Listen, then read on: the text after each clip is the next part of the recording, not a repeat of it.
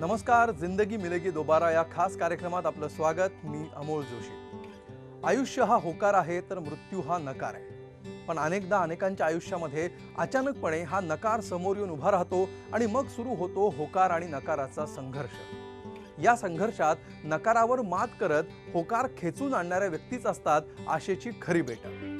आशेच्या अशाच एका बेटाला आज आपण भेटणार आहोत. जिंदगी मिलेगी दोबाराच्या सेटवर स्वागत करूया दीपचंद प्रख्यात यांचं. दीपचंद जी, आपका स्वागत है. वेलकम. दीपचंद प्रख्यात यांची ओळख करून द्यायची झाली तर ती एकाच वाक्यात करून देता येईल की हा एक सच्चा सैनिक आहे. भारतीय लष्करामध्ये ते नाईक होते. भारतीय लष्कराचे गुप्तहेर म्हणून त्यांनी अत्यंत मोलाची कामगिरी बजावली. त्यानंतर कारगिल युद्धामध्ये अर्थात ऑपरेशन विजय दरम्यान त्यांनी मोलाची कामगिरी बजावली. 15,000 गोळे त्यांनी डागलेले होते. आणि त्यानंतर 2002 मध्ये ऑपरेशन पराक्रम दरम्यान एक घटना घडली ज्यामध्ये त्यांना आपले दोन्ही पाय आणि एक हात गमवावा लागलेला होता. तोपर्यंतची आणि त्यानंतरची अशा त्यांच्या दोन्ही गोष्टी अत्यंत प्रेरणादायी आहेत. हे दोन्ही प्रवास कसे होते याविषयी आपण त्यांच्याशी गप्पा मारणार आहोत. त्यांच्याच तोंडून हे सगळे किस्से आपण ऐकणार आहोत. आपण चर्चेला सुरुवात करूया. ज्यावेळी तुम्ही गुप्तहेर म्हणून काम करत होतात, कश्मीर में आप थे और कश्मीर में कहाँ टेररिस्ट आते हैं उनकी सब खबरबात आप निकालते थे और इंडियन मिलिट्री को देते थे. तो उस बारे में हमको बताइए कि कसा तो काळ होता आणि काय तुमचं नेमकं काम असायचं. कश्मीर में हम 1998 में थे, मतलब तो वहाँ पर अभी काफ़ी माहौल है. उस टाइम बहुत ही ज़्यादा माहौल ख़राब था. मतलब पूरा ही आर्मी के अंडर ही पूरे जितना भी कश्मीर की घाटी थी पूरा आर्मी के अंडर में ही रहता था. मतलब तो वहाँ पर मैंने कश्मीरी लैंग्वेज कोर्स भी किया. तो हमारी एक इंटेलिजेंट की यूनिट की जो टीम थी, तो काफ़ी हमारे साहब लोग काफ़ी साथी हमारे थे. तो हम लोग वहीं की वेशभूषा में रहते थे. मतलब कि जो वहाँ का फैरन पहनते हैं वहाँ पर, और एक सिगड़ी रखते हैं जो हाथ के अंदर, वो फैरन के अंदर ही आग डालते रहते हैं गर्मी के अंदर. मतलब तो वहाँ पर बर्फ़ भी काफ़ी पड़ती है, ठंडी भी काफ़ी रहती है. मतलब तो हम लोग रात को अपना पूरा जितना भी था हम लोग सर्चिंग करते थे सेब के गार्डनों में. मतलब तो कई बार हमारी मुठभेड़ मतलब आतंकवादी से होती थी. मतलब तो कई बार तो हम लोग, एक बार तो हादसा ऐसे हुआ कि हमारी पूरी टीम चारों तरफ से हम लोग बैठे हुए, बीच से आतंकवादी जा रहे हैं. तो हम लोगों ने, साहब ने फायरिंग का ऑर्डर नहीं दिया. अगर फायरिंग का ऑर्डर देते तो उस साइड में भी हमारे आदमी थे, साइड में भी हमारे आदमी थे, तो निकल के चले गए थे. मतलब हमने बिल्कुल आंखों में सामने देखा है. मतलब और एक घटना हमारी घटी थी कि वहाँ पर एक मास्टर था, दरगाहों की बात है, दरगाहों, और दरगाहों मोहल्ला है वहाँ पर, और हुरचक एक जगह थी. मतलब तो वहाँ पर एक मास्टर जी था, मतलब उसका बेटा भी पुलिस में था. तो हमारे को ये खबर मिली थी कि वहाँ पर कुछ आतंकवादी छुपे हुए हैं. मतलब तो हम लोगों को ये 2-2:30 बजे खबर मिली थी. तो हम अपनी टीम से सिविल, हम लोगों ने हमारी बस में न जाते हुए हम लोगों ने वहाँ की जो सिविल एसटी बसें हैं उसके अंदर हम लोग बैठे, और उस गांव को हमने, कुछ टीम हमारी गई, कैप्चर किया. मतलब सर्चिंग करना शुरू कर दिया. तो हमारी तो एक ऑफिसर और 4-5 जवान जैसे ऊपर गए, सर्चिंग कर रहे थे. तो सर्चिंग करते करते मास्टर जी ने बोला कि यहाँ कुछ भी नहीं है, आप चले जाओ. तो नीचे सर्चिंग कर लिया. वहाँ पर लकड़ी के मकान होते 2-3 मंजिल के ऊपर तक. तो जब हम ऊपर थे, लास्ट रूम बच गया था, तो वहाँ पर कुछ गद्दे पड़े हुए थे. तो हमारे एक सूबेदार उदयराम सिंह साहब थे, उन्होंने भी ये बात बोली कि चलो कुछ नहीं है, नीचे चलते हैं. लेकिन हमारा एक लास्टनेक सुरेंद्र कुमार था वहाँ पर, हम लोग नीचे थे. तो जैसे उसने ऐसे गद्दे को हाथ लगाया, तो हाथ लगाते ही मिलिटेंट के सिर के बाल के ऊपर उसका हाथ लग गया. और उसका हाथ लगना था और मिलिटेंट ने फायर खोलना था. अच्छा. जैसे फायर खोला, हमारे ऑफिसर को सीधे गोली लगी, और उधर से ही 2 मंजिले से ही सब लोगों ने छलांग मचाई. मतलब पूरा जंप कर गया. मतलब देखा नहीं कि नीचे क्या है क्या नहीं, क्योंकि जब मौत सामने आती है तो एकदम कुछ भी सूझबूझ नहीं आती. और यहाँ से फायरिंग कर नहीं सकते थे क्योंकि बहुत शॉर्ट जगह थी. मतलब तो जैसे ही हमारे ऑफिसर को गोली लगी, बीच में फिर हम लोग भी नीचे थे, तो नीचे जंप कर दिया. तो जंप करते ही उन लोगों को हम लोगों ने उठा करके जो साइड में लेके चले गए, और फिर हम लोगों ने भी फायरिंग शुरू कर दिया. तो फिर फायरिंग शुरू करने के बाद में फिर हम लोगों ने, हमारी जो रियर पार्टी होती है उस टीम को बुलाया गया. फिर मास्टर जी को पकड़ लिया कि तुम तो बोलते थे कुछ भी नहीं है. मतलब लेकिन मास्टर जी ने बोला मेरे को पता नहीं है. मतलब लेकिन वहाँ के बंदे भी हेल्प करते थे, मतलब कि मिलिटेंट्स की, मतलब पूरी. मतलब तो हमारा फिर वो सर्चिंग चला रात को, पूरी रात. मतलब तो 3 आतंकवादी थे वहाँ पर. तो उसमें हम लोगों ने रात को पूरी रात सर्चिंग चलने के बाद में तकरीबन 11:30 बजे तक हम लोगों ने 2 आतंकवादी को मार दिया था. उसके बाद में फिर एक, उस टाइम हमारा एक जवान था अवतार सिंह, वो शहीद हो गया था ओ, वहाँ पर उस मतलब घटना के अंदर। और तीसरा आतंकवादी हम लोगों ने सवेरे 4:30 बजे मतलब हम लोगों ने पूरा रैकी कर लिया था मतलब, और पूरे को ढेर कर दिया था मतलब। बाद में आप ऑपरेशन विजय में भी शामिल थे? वहीं से फिर हम लोग ऑपरेशन विजय में गए थे। अच्छा। क्योंकि वहीं से फिर हम लोग वहाँ पर हमारी यूनिट तकरीबन 1 साल 1.5 साल रही, और लास्ट फिर 99 के अंदर हम स्टैंड बाई में थे काफ़ी दिन तक। रोड के ऊपर हमारी पूरी गाड़ियाँ लगी हुई थी। तो कारगिल के लिए कुछ करना था हम लोगों ने कि अब जाएं, कल जाएं, मतलब ऑर्डर नहीं मिला था। स्टैंड बाई में रहते थे, मतलब कि कभी भी ऑर्डर मिल सकता है। हम लोग रात को भी दिन में भी सोना नहीं था, मतलब स्टैंड बाई में। मतलब स्टैंड बाई का मतलब होता है हर हमेशा तैयार रहना, मतलब अपना जो भी सामान है, अपना पिट्ठू पाठू ये वो अम्युनिशन बंदूक सब लेकर के रेडी है। मतलब गाड़ियाँ पूरी लाइनअप पे, पूरा सामान पैकिंग है, गन गुन सब कुछ लोड है। मतलब खाली ऑर्डर है, वो ऑर्डर कभी मिल सकता था। अच्छा। तो कब तकरीबन 3-4 दिन बाद हमारे को ऑर्डर मिला कोच के लिए।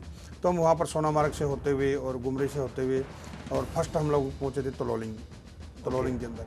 तो उस टाइम तक आपने सुना भी होगा, उस टाइम तक जो 3-4 डेड बॉडियाँ पड़ी, मेजर कालिया वगैरह का आपने नाम सुना था ना, उस टाइम डेड बॉडियाँ पड़ी हुई थी। उस टाइम तक आर्टिलरी का स्पॉटिंग नहीं था। मतलब जब हम लोगों ने, हमारी इन्फेंट्री ने जब उनके ऊपर अटैक किया था, तो हमारी कुछ डेड बॉडियाँ वहाँ पर पड़ी, तो उसको उठाने नहीं दे रहे थे। आर्टिलरी का स्पॉट नहीं तो इन्फेंट्री इतना मतलब आगे नहीं बढ़ सकती थी, क्योंकि आर्टिलरी का स्पॉट बहुत ही ज़रूरी है इन्फेंट्री को आगे बढ़ने के लिए। तो जब हमारी यूनिटें गई, तो फर्स्ट हम लोगों ने तलोलिंग के ऊपर ही फायरिंग स्पॉट के लिए हमारी यूनिट ने मतलब वहाँ पर गनें लगाई, मतलब जितनी भी थी मतलब। और दूसरी बात ये थी कि वहाँ पर लड़ाई होने का भी एक आपको मैं बता देता हूँ कि लड़ाई किस बेस पे हुई है। एक बार आपको याद होगा शिमला समझौता हुआ था, उसी के तहत दोनों सेनाओं ने शिमला समझौते के तहत ये फैसला किया था कि समर वहाँ पर -16-17 डिग्री टेम्परेचर चला जाता है मतलब। तो उस टाइम हमारा मकसद था, दोनों सेनाओं ने, हिंदुस्तान पाकिस्तानी सेनाओं ने ये काम किया था कि भाई वहाँ पर सर्दियों के टाइम में हम भी नहीं रहेंगे, आप भी नहीं रहेंगे, पोस्टें खाली रहेंगी जी। हम लोग खाली कर दिया, उन लोगों ने खाली कर दिया। लेकिन जब हम 99 के अंदर अपनी पोस्टों पर जाने लग गए, तो वहाँ पर पाकिस्तानी सेना, हिजबुल मुजाहिदीन, लश्कर तोयबा, उन लोगों ने हमारी पोस्टों के ऊपर कब्जा करके रखा हुआ था। समझौता ये हुआ था कि कोई नहीं रहेगा, हम तो बिल्कुल विश्वास पर चले। और उन लोगों ने क्या किया, कब्जा कर लिया। जब हमारे जवान जब वहाँ जाने लग गए, जब थोड़ी सी बर्फ़ कम हुई, तो उन लोगों ने फायरिंग शुरू कर दिया अपने पोस्टों से। मेन मकसद लड़ाई यहीं से शुरू हुई थी। बिल्कुल, जितनी बार आपको सैल्यूट करे उतना कम है, क्योंकि वो 99 से लेके आज तक ये सब इंस्पायर करता आ रहा है, और ये पूरे देश को इंस्पायर करता आ रहा है। उसके बाद में 2-3 साल के बाद अगर हम थोड़ा आगे जाएं, तो एक हादसा हुआ था जिसमें आपको आपके दोनों पैर और एक हाथ भी खोना पड़ा। तो उस बारे में हमें बताइए कि वो क्या था। एक एक्सीडेंटली वो हम लोग स्टोर सेटिंग कर रहे थे, जैसे एक बम फट गया था मतलब। तो मेरा भी बचने का भरोसा नहीं था मतलब बिल्कुल भी, क्योंकि अभी पिछले साल ही, अभी इसी साल ही बल्कि मेरे अभी मैं दिल्ली गया था, तो मेरे शिव साहब मिले थे, कर्नल जी महेंद्र था, सेना मेडल उनको मिला था उस टाइम वहाँ पर। तो उन्होंने मेरे को बताया कि डॉक्टर ने आपको बिल्कुल एज ए डेथ कोशिश कर दिया था। उन्होंने बोला था कि भरोसा नहीं है, मतलब बचे ना बचे। तो सीओ ने बोला था कि डॉक्टर को कि आप अपने तरफ से जो कोशिश होनी है वो करिए। मतलब लेकिन बचने की उम्मीद डॉक्टर को भी नहीं थी। डॉक्टर को भी नहीं थी, लेकिन उन्होंने मेरे को अभी बताया कि मैं बाहर था, आप अंदर थे। तो मैं बता रहा था, जब तक मेरे को होश था मैं डॉक्टर को बता रहा था, सब कुछ बताया। और उन्होंने बोला भाई नाम आप बताओ, अपनी वाइफ का नाम बताया, ये था। उसके बाद में फिर मेरे को कोई उम्मीद, मेरे को कुछ पता नहीं था। तो मेरे को सीओ साहब ने, डॉक्टरों ने मना कर दिया था कि भाई मुश्किल ही है। तो मेरे सीओ ने बोला कि आप अपना काम कीजिए, बाकी भगवान के भरोसे छोड़ो। बोला जी ब्लड बहुत काफ़ी बह चुका है मतलब। लेकिन सीओ ने बोला कि आप अपना काम करिए, मतलब वो सीओ साहब ने हिम्मत नहीं आ रही, बोला आप अपना काम कीजिए, बाकी ऊपर वाले पे छोड़ेंगे क्या होगा। लेकिन रात को उन्होंने अपना काम किया, ऑपरेशन किया। तो रात को होश, जब सवेरे होश आए तो मेरे को पता नहीं था रात को क्या बात हुई। जब सवेरे मेरे को होश आया हॉस्पिटल में, तो मेरे को सीओ साहब मिलने आए। तो मैंने सीओ साहब को बोला आप कहाँ थे। मेरे को पता नहीं कि वो रात को पूरी रात यहीं पर थे। तो सीओ साहब ने बोला अभी तेरे कुछ होगा नहीं। बोला मेरे कुछ नहीं होगा, मतलब मैंने ऐसे वर्डिंग बोला। तो सीओ ने बोला अभी तेरे कुछ होगा भी नहीं, मतलब तेरे को होश आ गया ना अभी तुम। मैं सीओ को बोल रहा हूँ कि आप कहाँ थे, आप घबराओ मत, मेरे को कुछ नहीं होगा। और सीओ साहब मेरे को बोल रहे हैं कि तेरे कुछ नहीं होगा मतलब। अच्छा। तो अभी मेरे को पिछले महीने ही मैं दिल्ली गया था, तो उन्होंने मेरे को ये सेंटेंस बताए कि तुम मेरे को बोल रहा है और मैं तेरे को बोल रहा हूँ। मेरे को ये था कि मतलब एक बार होश आ जाए। तो हमारी तो रात भर सोई नहीं थी, पूरी जान ये थी कि मतलब क्या हो गया सडनली। और मेन क्या है, आजकल तो टीवी टावी हो गए सर बहुत ज़्यादा। और मेन हमारी यूनिट में हम लोग पहले सेना में क्या था कि कोई टीवी टावी रहते नहीं थे, पहले कोई मोबाइल नहीं था, कोई टीवी नहीं थे। तो हम लोग मनोरंजन का काम करते थे ना, तो हम आपस में ही 5-10 हमारी टीम होती थी, मंदिर में गाना बजाना, भजन कीर्तन करना या मनोरंजन कराना किसी का।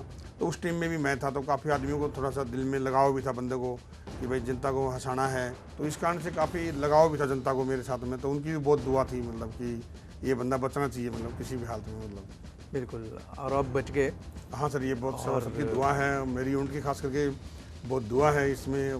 पूरी यूनिट ने काफ़ी ब्लड दिया मेरे को, उस टाइम 17 बोतल ब्लड चढ़ा था मतलब, और काफ़ी सपोर्टिंग किया और आज भी कर रहे हैं मतलब। अभी वो लोग ये सब पूरी रात आप बेहोश थे, सुबह आपको होश आया। आपको ये कब पता चला कि आप अपने दोनों पैर और एक हाथ खो चुके हैं? मेरे को सवेरे पता चला था मतलब। अच्छा, सवेरे मेरे को पता चला था। तो वो लम्हा कैसा था? वो लम्हा तो मेरे को तो ऐसा था कि मेरे को अपनी चिंता नहीं थी उस टाइम। मतलब मेरी वाइफ और मेरा एक छोटा बेटा था 1.5 साल का, तो उस टाइम तो मेरे को बस ध्यान वही आ रहा था कि मतलब मेरी वाइफ के ऊपर क्या बीतेगी मतलब। तो मैं जब मेरी वाइफ मेरे से मिलने आती थी तो मैं अपने पाँव के आगे तकिया लगा के रखता था, मतलब बंदे को बोल के रखता था भी तकिया लगा के रखो मतलब। तो 4-5 दिन बाद मेरी वाइफ को हम लोगों ने मतलब, वो भी किसी ने बता दिया, मैंने मतलब ये था कि उसके ऊपर क्या बीतेगी मतलब, क्योंकि तो मैं तकिया लगा के रखता था पाँव के आगे मतलब। अच्छा, हाँ, ताकि मतलब मेरी वाइफ को ही ना पता चले कि भाई टांगे भी गई है। तो पहले उनको पता ही नहीं था? पहले उनको पता नहीं था, मतलब ये था कि चोट लग गई है, लेकिन ये नहीं बताया गया था कि टांगे कट गई है मतलब। तो क्योंकि एकदम सदमा लग जाए कुछ भी, तो मिले बोले ठीक ठाक है, ऐसे राम राम करते दूर से पहले, क्योंकि हम लोग आईसीयू के अंदर थे तो शीशे के बाहर से ही देख लेते थे। तो हम लोग, मैं उस टाइम बंदे को बता के रखता था मतलब कि भाई तकिया लगा के रखो, ताकि कोई आए तो उसको ये ना लगे कि भाई बंदे की टांगे नहीं है मतलब। तो 4-5 दिन बाद किसी ने वाइफ को बताया मेरी को मतलब। बिलकुल, आणि हा धक्का पचवणं त्यांच्यासाठी किती अवघड होतं आणि तुमच्यासाठी सुद्धा किती अवघड होतं, या सगळ्याविषयी आपण गप्पा मारणार आहोत। एक ब्रेक घेऊया आणि ब्रेक नंतर या गप्पा आपण सुरू ठेवूया। पाहत रहा जिंदगी मिलेगी दोबारा।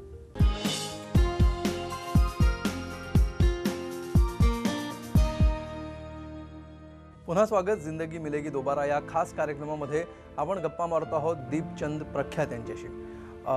दीपचंद जी, आपको जब ये एहसास हुआ कि आप अपने दोनों पैर और एक हाथ खो चुके हैं और फिर 3-4 दिन बाद आपकी मिसेस को भी इसके बारे में पता चला, तो आपने और आपकी फैमिली ने किस तरह से इस पे रिएक्ट किया? रिएक्ट तो मैं तो सर हॉस्पिटल में था उस टाइम, तो मेरे को वही मेरी वाइफ के बारे में चिंता थी। तो मेरी वाइफ मेरे को स्टार्टिंग बार मिली, तो पहली बार में तो पता नहीं था, जब दूसरी बार में उनको धक्का लगा तो उनको ये लगा कि मतलब मैं किस सदमे से गुजर रहा हूँ।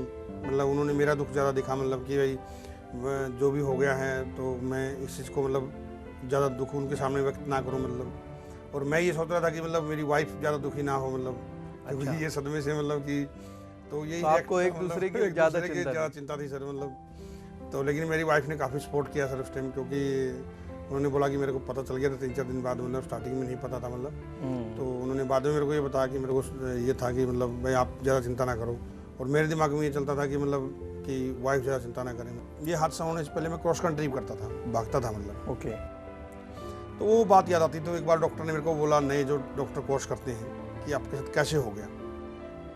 उस टाइम सडनली हुआ था, तो मेरे को वो सीन याद आते थे भागने के, और मैं टांगे गवा चुका था।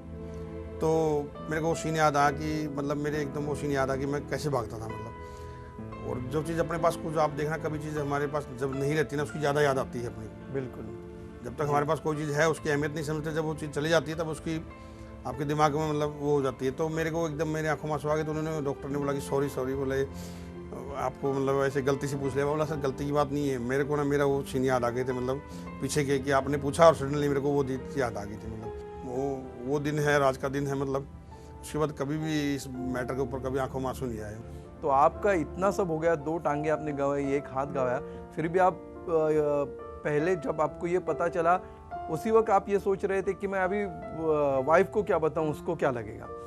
तो ये जो पॉजिटिविटी थी वो कहाँ से आ गई, आपको क्या लगता है कि कहाँ से? पॉजिटिव तो है सर, देखो सर मैं बचपन से ही भगवान को मानने वाला आदमी था, हर मानता, लेकिन मैं भी सच्चे दिल से मानता था। अच्छा। एक वाक्य मैं भूल गया था, आपको मैं बताता हूँ। एक वाक्य अभी भगवान के नाम पे याद आ गई। एक बार हम लोग तलोरिंग और उसके बाद फायरिंग करने के बाद .5140 के ऊपर फायरिंग कर रहे थे। ओके, ये बीच में आपको टॉपिक ले लिया मैंने। तो उस टाइम मैं फायरिंग बीच में ब्रेक हुआ तो पूजा कर रहा था, और हमारे जो एक हवलदार जी थे वो जम्मू के थे, तो वो पूजा कर रहा था, फायरिंग शुरू हो गई।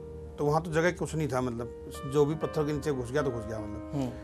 तो स्प्लेंडर आया, मैं टावल था ऐसे, मेरे बाल उस टाइम दाढ़ी दूढ़ी रखते थे, क्योंकि कश्मीरी लैंग्वेज में तो उस टाइम हम लोग इसमें थे, बिजनेस वगैरह में थे। तो टावल के साथ में और बाल उड़ गए ऐसे एकदम, और मेरे को पता नहीं है। मतलब अगर वो थोड़ा सा नीचे होता तो ओनली सडनली उस टाइम भी डेथ हो सकती थी मेरी। राइट। लेकिन वो चले गए ऐसे बाल के, तो मैं पूजा कर रहा था मतलब। तो उन्होंने काफ़ी मेरे को गाली गुली दिया कि तुम ये था, कुछ हो जाता तो क्या जवाब देते, ये था वो था। तो मेरे को पता नहीं था। बोले तेरे को पता, जब हाथ मारा तो मैंने देखा कुछ बाल उड़े हुए। बोला वो स्प्लेंडर चंद सेकंड थोड़ा सा भी नीचे होता तो खोपड़ी गई थी बोले। तो फिर मैंने सोचा कि हो सकता है भगवान के नाम से ही बचे हो मतलब। वो मेरे को बोले दोबारा अगर तुमने बाहर पूजा पाठ कर लिया तो उनकी बोलने का ये था कि भाई उनको भी डर था कि मतलब एक जवान चला जाए। मेरा ये था कि मैं बोला सर हो सकता है भगवान ने ही बचाया हो, क्योंकि मैं अपनी धुन में बैठा था।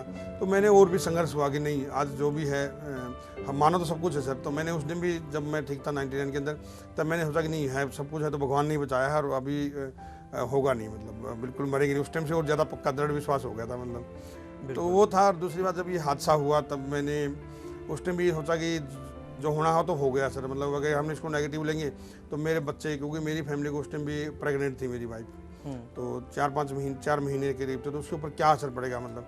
तो दिमाग में आया तो फिर मैंने बोला कि नहीं अभी इस चीज़ को इस बात पे नहीं लेना है और संघर्ष करके दिखाना है। मतलब कि हाँ मतलब कुछ भी जो होना था वो हो गया। मतलब वो बार बार एक कहावत बोलते हैं कि बीती ता ही विसार दे आगे की शुद्ध ले। मतलब तो उसके बाद क्या मतलब है इसका? मतलब जो बीती हुई चीज़ है सर उसको आप पीछे भूल जाओ। जो बीत गया उसको मतलब आप भूल जाओ, मतलब आगे की सोचो। मतलब जो पीछे बीत गया है, मतलब कि भाई ये हो गया था वो हो गया था, उसको छोड़ करके आप अगर आगे बढ़ोगे तो ही आपको कामयाबी मिलेगी। और फिर पुरानी बातें याद आती है सर कि मतलब इतने कमज़ोर तो हम थे नहीं, तो अभी ये कंडीशन हो गई। और कभी कभी कष्ट ऐसे है ना, भगवान सर परीक्षा लेता है। तो मैंने सोचा ये भी एक परीक्षा, ये ज़िंदगी का एक संघर्ष है मतलब। तो इसलिए ये संघर्ष हमने मतलब इसको या हंस के आप एक्सेप्ट कर लो या तो रो के एक्सेप्ट करो। तो फिर दिमाग में यही आया कि नहीं इसको हंस के ही एक्सेप्ट करेंगे, रोने से कोई फायदा नहीं है। आपण बघितलं तर हे फक्त हे स्वीकारण्यापुरता हा प्रवास नाहीये, तर इथून पुढचा रिकव्हरीचा सुद्धा प्रवास आहे आणि तो शारीरिक रिकव्हरी बरोबर मानसिक रिकव्हरीचा सुद्धा प्रवास आहे। तो नेमका प्रवास काय आहे याविषयी सुद्धा आपण गप्पा मारणार आहोत एका ब्रेक नंतर। पाहत रहा जिंदगी मिलेगी दोबारा।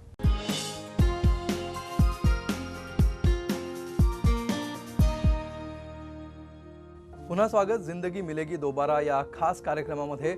आपण गप्पा मारतो आहोत दीपचंदजींशी आणि त्यांनी आत्तापर्यंत केलेली 2 युद्ध आणि त्यानंतर त्यांनी गमावलेले 2 पाय आणि 1 हात यापर्यंत आपण आलेलो आहोत। इथून पुढे ही चर्चा नेऊया।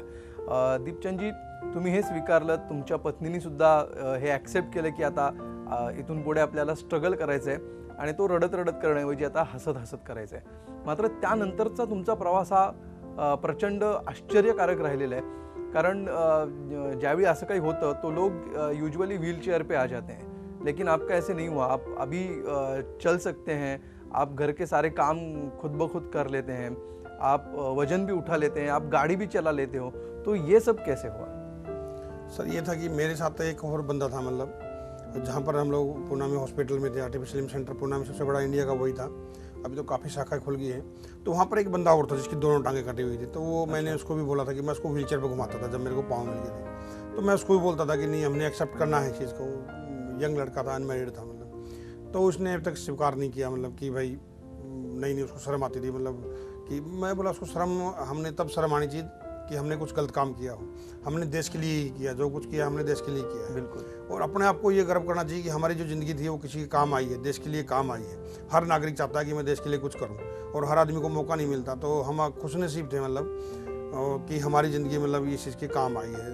हमारी आखिरी सांस तक हम देश के लिए कुछ न कुछ करके जाएं सर। क्या क्या काम कर लेते हैं? क्योंकि बहुत से ऐसे लोग हैं जो ये प्रोग्राम देख रहे हैं, लाखों लोग इस प्रोग्राम को इस समय देख रहे हैं, और जिनके छोटे छोटे प्रॉब्लम्स हैं और फिर भी वो बहुत से फ्रस्ट्रेट लोग हैं, बहुत निराश है अपनी ज़िंदगी में। तो एक बार आप बता दीजिए उनको कि आप 2 पैर नहीं है आपके, 1 हाथ नहीं है, फिर भी आप क्या क्या काम कर लेते हैं? काम की बात ऐसी है सर, मैं आपको ये बताता हूँ कि जब मेरा छोटा बेटा हुआ था, छोटा बेटा होने के बाद मेरी थोड़ी ज़िंदगी पलट गई थी कि मतलब चलो बच्चों के साथ में घुल मिल के रहा, तो मेरी ज़िंदगी को थोड़ा सा ये मैंने अपना दर्द भूल गया था। उसके बाद जब वो 3 साल का था, एक उदाहरण देता हूँ आपको मैंने उससे सीख लिया। एक बार घर में पड़ोस में कोई भी नहीं था, तो उसने बोला कि बिस्कुट चाहिए पापा। तो मैंने बोला यार मैं बाजू में देखता हूँ कोई है क्या। तो उसने मेरे को बोला इधर आओ, किसी को बुलाने की जरूरत नहीं। बोला क्यों? बोला आप मेरे को कंधे पे उठाओ और ऊपर से मैं बिस्कुट उतार लूँगा। अच्छा।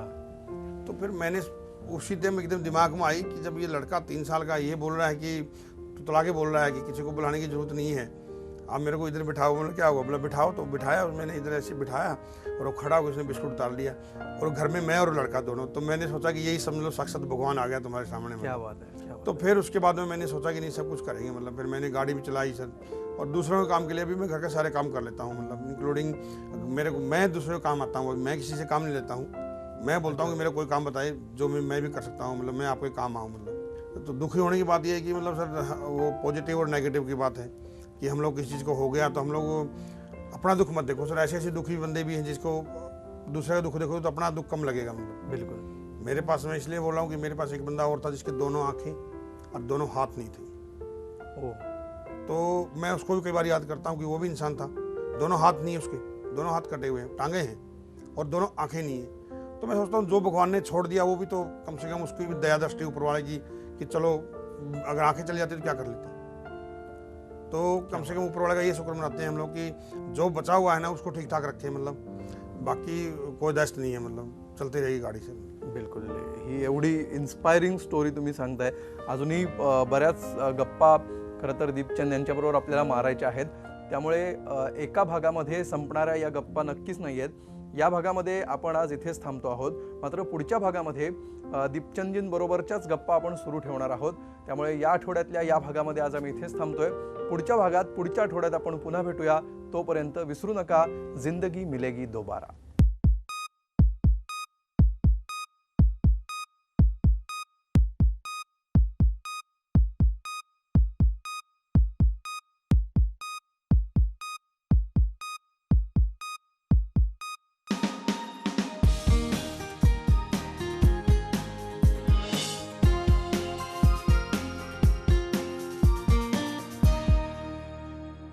सहप्रायोजक चिकित्सा वेलनेस मॅनेजमेंट, मणक्यांच्या व सांध्यांच्या विकारांवर उपयुक्त बाह्योपचार चिकित्सा. झी 24 तास रहा एक पाऊल